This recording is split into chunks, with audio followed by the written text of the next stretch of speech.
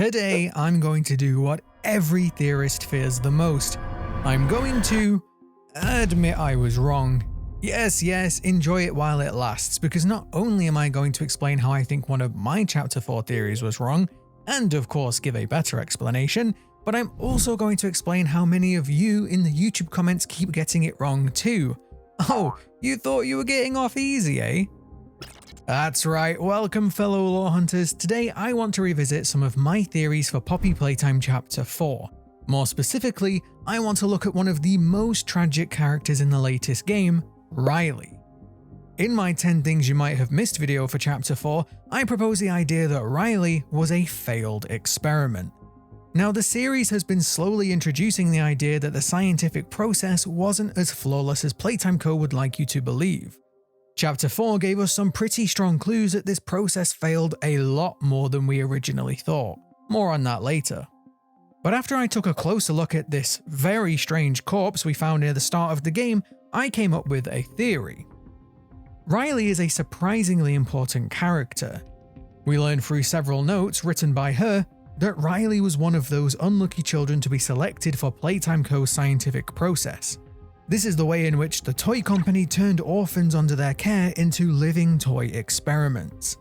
But looking at these notes and at Riley's appearance, well, what's left of her anyway, led me to the conclusion that Riley was a failed Kissy Missy experiment.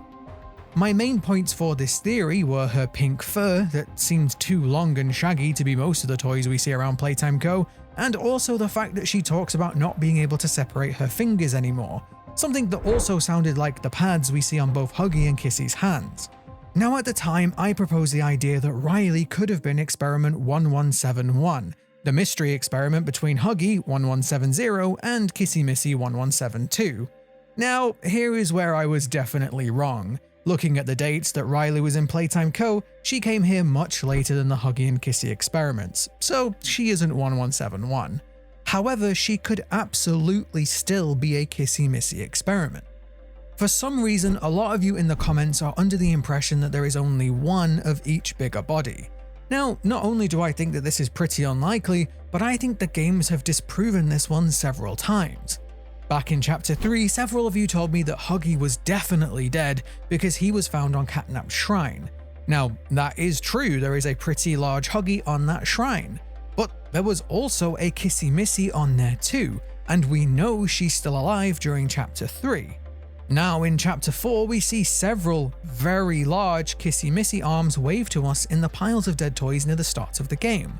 Of course, this was some pretty unsubtle foreshadowing as to what would happen with Kissy's arm at the end of the chapter, but it's also further proof that Playtime Co. did indeed have multiple bigger body experiments of some toys.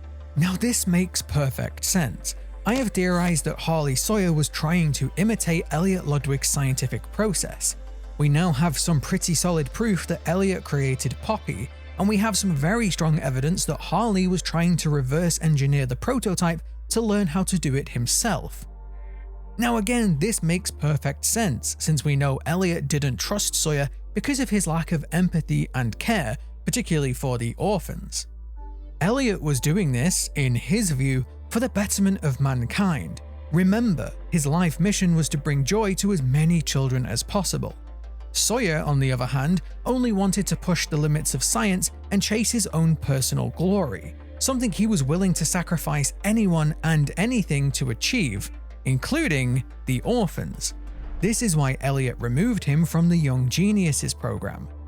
But it seems like Sawyer wasn't the prodigy that Elliot was. Without Elliot's knowledge and with no regard for the orphans, the Bigger Bodies initiative resulted in failure after failure after failure.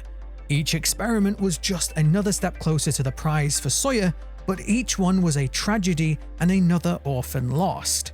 In fact, the games so far have mostly focused on the successful experiments. These are the ones that are shown in the VHS tapes, these are the ones that lead each chapter, and these are the ones that Playtime Co. allowed to be used in other parts of the factory. But behind each of these successful experiments were dozens, if not hundreds, of failures. Each one was a child stripped of their chance to be adopted, and each one was now trapped in a broken body they never asked for. Or worse, each one was another child lost. These piles of discarded toys suddenly take on a much darker meaning, and Chapter 4 even explains that Playtime Co. had a whole secondary lab dedicated to trying to salvage something from all of these failures. So Riley could have definitely been a Kissy Missy. She could have been just one more failed experiment. Now, why would Playtime Co. want to make a new Kissy since we see that one of the Kissy Missies was successful? Well, easy. We see that Playtime Co. wanted more and more of these experiments to replace staff, and we see that Harley Sawyer wanted to keep these experiments going no matter the cost. We can also see that Playtime Co. placed an importance of children choosing their favorite toy. This is likely so they would bond better with their new body. But we could also speculate that both Huggy and Kissy weren't perfect. Both Huggy and Kissy can't talk. Like with most scientific fields, Playtime Co.'s experiments were iterative. Each iteration was supposed to build on the last, each one getting better and better. So of course, Playtime Co. wouldn't stop with a half success. They would keep going, keep experimenting, keep innovating, until they reached perfection, and then likely they would keep going past that. So if Riley still has the possibility of being a Kissy Missy experiment, why do I think I was wrong? Well, this idea only came to me after I replayed Chapter 3. Remember, I theorized that Riley was a Kissy because of her long shaggy pink fur. Her head was also a clue, it was definitely enlarged and wider at the top. Now we do see that Huggy and Kissy have this very odd head shape, but we also know that they are full of stuffing, so the skull wouldn't need to be a one-to-one match. But after playing through Chapter 3 again, I realized that that fur was actually a red herring. Now the small Huggies and Kissies we see in the games have this similar fur to the larger ones. Compare that to, say, the Smiling Critters, who have a smoother, more velvet-style fabric. But I went back to Chapter 3 to look more closely at Dog Day, who we learnt some new details about in Chapter 4. Taking a closer look, and the bigger body Dog Day, unlike the smaller versions, has long, shaggy fur. Now pretty quickly this made me realize that I might have been wrong about Riley. The long fur was suddenly no longer evident, and looking at her teeth, well, they are very different to the ones we see with Huggy and Kissy. So who could this be?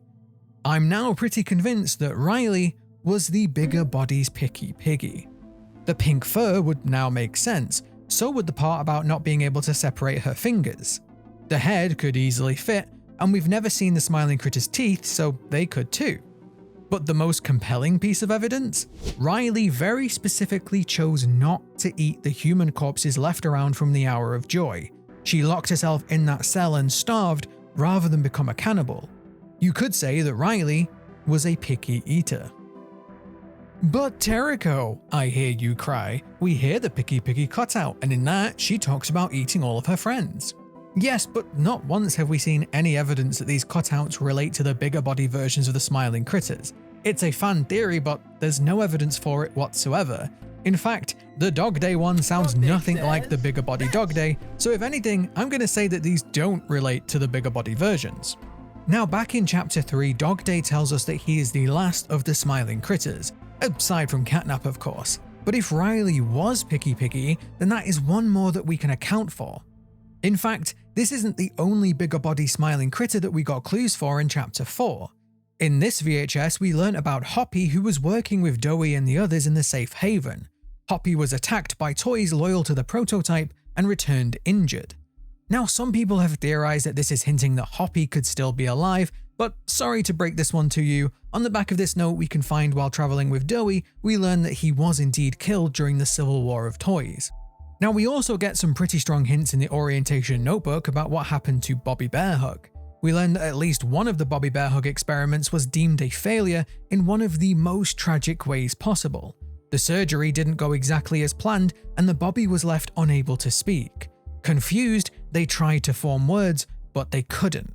Now my personal theory is that this is why we see the giant Bobby Bearhugs in Home Sweet Home operated by batteries. After the failed experiment, the secondary labs salvaged what they could. These children didn't know it, but they were sleeping next to the corpses of their friends, now being reanimated by batteries in some weird Frankenstein-style experiment. I recently explained how Dog Day's story might be more tragic than we thought, and we also know that regardless of what happened between us, the young boy known as Theo, who was turned into Catnap, had a tragic story as well.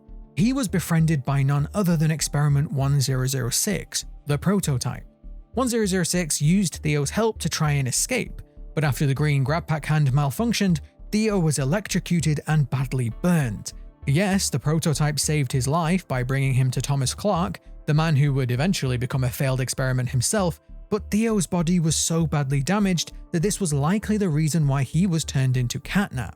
The irony here that we set him on fire, burning him once more before 1006 put him out of his misery. This now leaves 3 smiling critters unaccounted for: Bubba, Crafty Corn, and Kickin' Chicken.